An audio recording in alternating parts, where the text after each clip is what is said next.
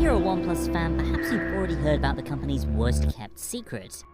It's gonna start making cheap phones again, and that starts this summer with a phone that goes by a couple of different names, but which most people are calling the OnePlus Z. Let's take a look at what we know so far.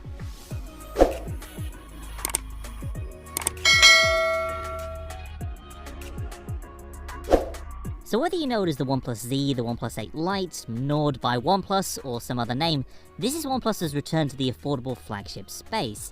It's a counterpoint to the necessary evil of rising phone prices at the very high end, and sort of a return to the kind of product that made OnePlus popular to begin with.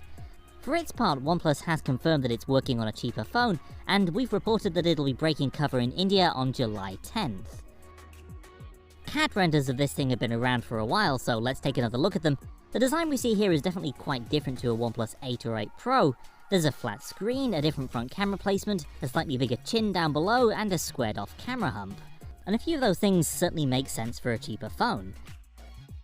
Pricing is set to start at the equivalent of just $330 US, which, when you consider you're likely getting a 90Hz display and a Snapdragon 765 inside, is a pretty aggressive price point. So this phone will apparently be the first OnePlus device to not use a Snapdragon 800 series chipset. The 765 is a leaner chip, offering performance around the level of a Snapdragon 845 with built-in 5G connectivity. Other purported specs include 6GB of base RAM, 128GB of storage, and a 6.55-inch Full HD screen, putting it close to the physical size of the regular OnePlus 8.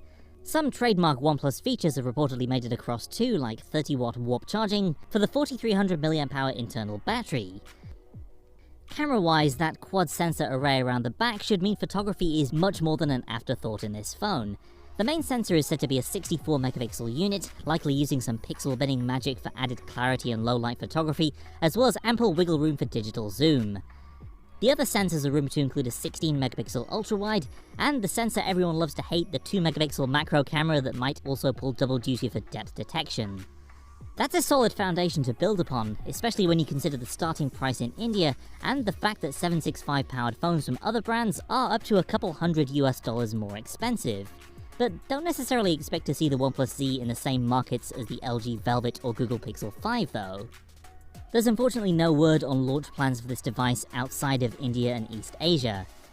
So as a phone, the OnePlus Z or Nord or whatever is pretty easy to wrap your head around. It's OnePlus using its newfound scale to crush the affordable flagship segment. What's perhaps more interesting is where it sits in terms of the OnePlus brand.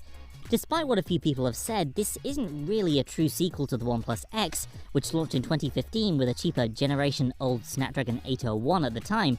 Trademark filings for Nord by OnePlus suggest this is the start of a new sub-brand for the company, one laser-targeted at affordability in the way that regular numbered OnePlus phones no longer are. And despite the fact that I've been calling it the OnePlus Z for most of this video, I think Nord is by far the more likely name, and a much stronger brand play. A named brand conveys that much more clearly than, for example, OnePlus X2 or OnePlus Z or some other random number or letter. In any case, we'll learn more when OnePlus's Nord phone launches in India on July 10th.